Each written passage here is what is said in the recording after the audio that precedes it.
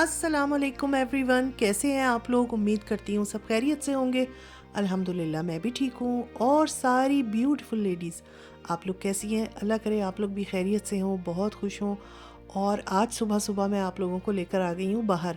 जी जी, मौसम बहुत अच्छा था और मैंने सोचा कि बहुत बैठ लिए पूरी सर्दियाँ, हम बाहर वॉक पे नहीं गए गर्मियों में, वो सॉरी सर्दियों में कहीं भी निकलना नहीं हुआ, तो मौसम अच्छा था। मैंने सोचा कि मैं थोड़ी सी वॉक करके आती हूँ, जो मेरी सेहत के लिए बहुत ज़रूरी है। और आप लोगों को भी दिखा देती हूँ, इतना हसीन खूबसूरत जो है वो आजकल बाहर हो रहा है। घास पर पीले पीले फूल और दरख्तों में गुलाबी सफ़ेद पीले खूबसूरत फूल लगे हुए हैं। लोगों ने बहुत अच्छे गार्डन अपने मेंटेन किए हुए हैं। तो मैंने छोटे छोटे क्लिप्स जो हैं वो आप लोगों के लिए थे, आप लोगों के लिए ले लिए थे। आधे घंटे की वॉक की है, पूरी वॉक मैंने आपके साथ शेयर नहीं की है। छोटे छोटे क्लिप्स जो हैं वो आप लोगों के साथ शेयर किए हैं और अब घर वापसी हो गई है। और बहुत ही अब अच्छा लगा मुझे, क्योंकि मैं काफ़ी जल्दी सुबह में निकल गई थी वॉक करने, तो पूरा दिन बहुत अच्छा गुज़रता है। सुबह सुबह अगर अच्छी सी वॉक कर लो तो काफ़ी एनर्जी सी आ जाती है। और वापस घर आने के बाद मुझे लगा कि धूप है, काफ़ी गर्मी है। गर्मी तो इतनी नहीं थी, मगर वो चलने फिरने में बहुत ज़्यादा लगती है।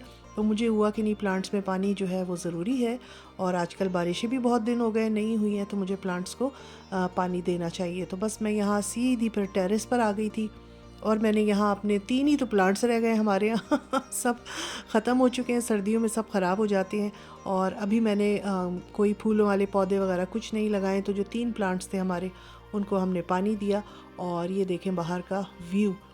तो बस ये सब कर कर आके और फिर मैं जो है वो थोड़ी देर बैठी, मैंने रेस्ट किया था। और उसके बाद हम लग जाएंगे अपने किचन के काम से। तो जी, यहाँ पर बन रहा है पुलाव, हाँ, मज़ेदार पुलाव। और आज भाई जो है वो मेरी अम्मी और मेरा भाई जो है उसकी फैमिली आ रहे थे।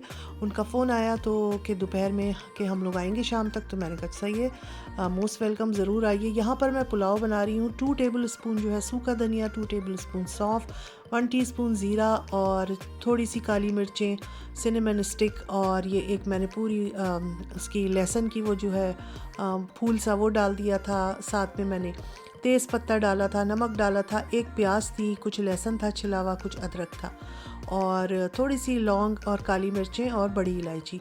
उसके बाद ये मैंने गोश्त जो लिया था ना, ये मैंने लिया था बछिया का। और आप देख रहे हैं कि इसमें वाइट वाइट चर्बी भी है, चिकनाई भी है। तो पुलाव हमेशा जब भी लें आप लोग पुलाव का गोश्त, तो थोड़ी सी उसमें चर्बी और चिकनाई लगी रहने दें, तो उससे उसका जो मज़ा है पुलाव का वो डबल हो जाता है। और पुलाव के लिए हमेशा चिकना गोश्त ही लिया जाता है। तो यहाँ पर मैं इसमें अब पानी मिक्स कर दूँगी, और जितनी यखनी रखनी है आपको, जितने चावल का हिसाब है उस हिसाब से अच्छा खासा पानी इसमें जाएगा, कि गोश्त गलने के बाद भी इसमें यखनी जो है वो मौजूद रह जाए, ताकि फिर हम उसमें चावल डालेंगे और हमारा पुलाव जो है वो मज़ेदार सा तैयार होगा। बस अच्छा सा मिक्स करके, और इसको अब मैं प्रेशर कुक करूँगी तकरीबन 15 मिनट के लिए। और आज मुझे काफ़ी खुशी हो रही थी कि क्योंकि अम्मी आ रही थी बहुत दिनों के बाद, और मैंने अम्मी का पसंदीदा खाना मैंने सोचा था कि मैं बनाऊंगी जो अम्मी को पसंद है। और ऐसा नहीं है कि अम्मी को सिर्फ यही पुलाव ही पसंद है, अम्मी को बहुत सारी चीज़ें खानों में अच्छी लगती हैं। तो मगर आज स्पेशली मैंने जो है वो अम्मी की पसंद का पुलाव, और साथ में मैंने सोचा था कि शामी कबाब बनाएंगे, और बल्कि सभी को ये पसंद है। तो बस मुझे ही खुशी हो रही थी कि अम्मी आएंगी तो फ़्रेश पुलाव और मज़ेदार से शामी कबाब फ्रेश हम उनके लिए बना रहे हैं। और वैसे ये पुलाव वगैरह जो मैं बनाती हूँ, ये सब मैंने अपनी अम्मी से ही सीखा है। और मैंने जितनी सारी कुकिंग है, ज़ाहिर सी बात है जो भी कोई करता है वो घरों से ही सीखता है, अपनी माँओं से ही सीखता है। तो मैंने भी बहुत सारी चीज़ें जो हैं अपनी अम्मी से सीखी हैं, स्पेशली जो बेसिक चीज़ें होती हैं। और ये जो दावतों वाले खाने होते हैं, ये मैं जो बनाती हूँ ये बिल्कुल अपनी अम्मी की तरह ही बनाती हूँ।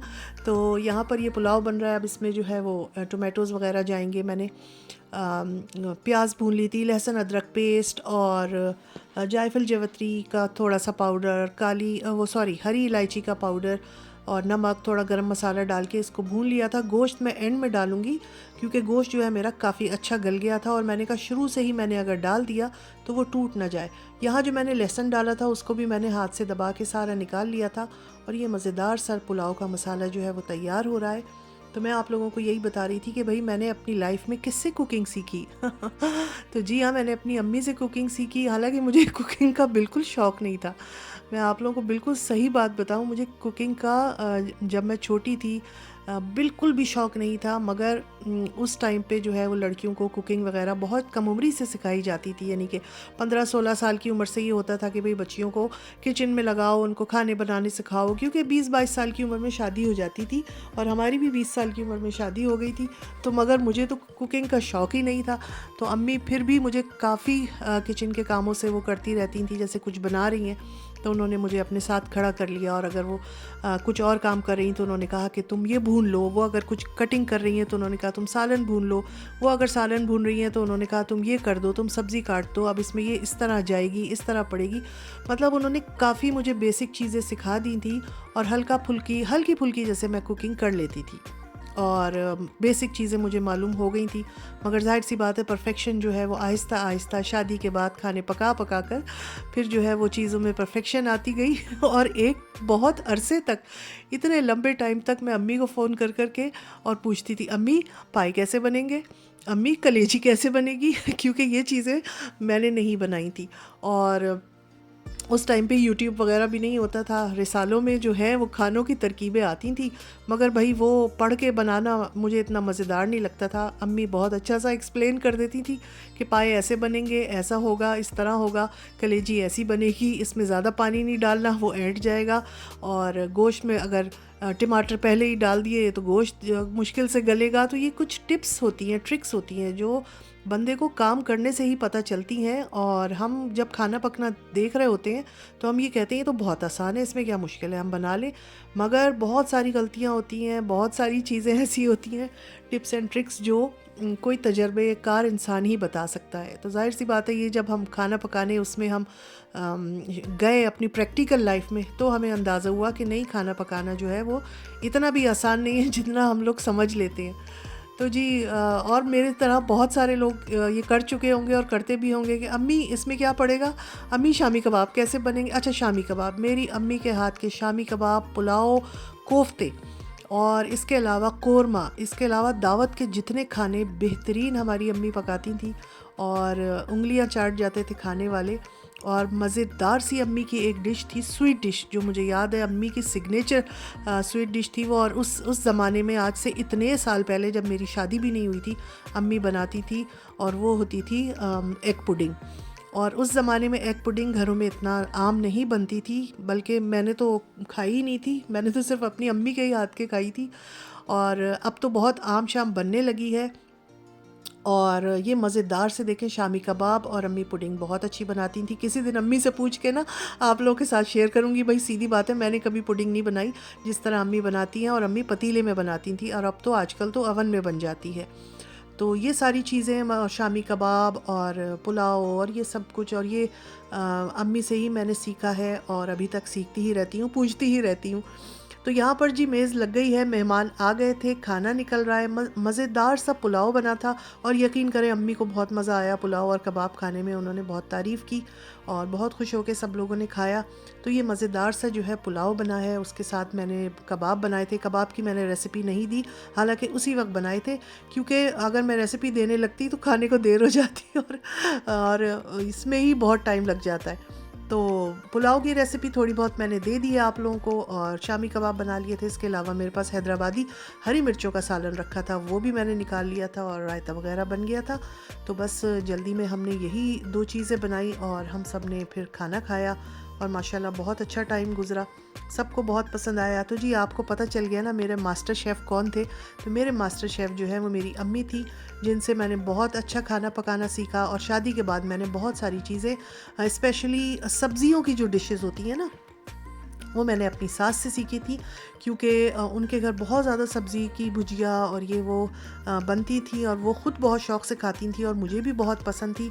तो वो मैंने उनसे सीखी। मगर ये जो ये वाले खाने होते हैं ना, दावतों वाले खाने, अच्छे वाले ज़रा खाने, ये मैंने अपनी अम्मी से सीखे और उसके बाद मैं आज तक सीख ही रही हूँ। और मुझे खाना पकाने का बिल्कुल भी शौक़ नहीं था, यकीन करें बिल्कुल भी नहीं था। मगर फिर वक्त के साथ साथ बना बना के खुशी होती है, जब कोई चीज़ अच्छी बन जाती है ना तो फिर खुशी होती है कि यार हमने इतनी अच्छी चीज़ बना ली। उसके बाद फिर शौक़ और बढ़ता है। तो अक्सर लोग ये कहते हैं, अक्सर लड़कियां कहती हैं हमें तो खाना पकाने का शौक़ ही नहीं है, मगर वो एक टाइम आता है बहुत अच्छी कुकिंग कर रही होती हैं, तो वो उसकी यही वजह होती है कि वो कुकिंग कर करके और फिर शौक़ भी पैदा हो जाता है। और फिर ये तो रोज़ का ही काम है, करना ही है।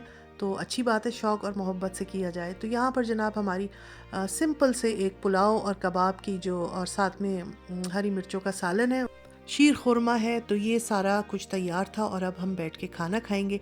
उम्मीद है आप लोगों को आज का व्लॉग अच्छा लगा होगा। इंशाल्लाह फिर मिलूँगी। अल्लाह हाफिज़।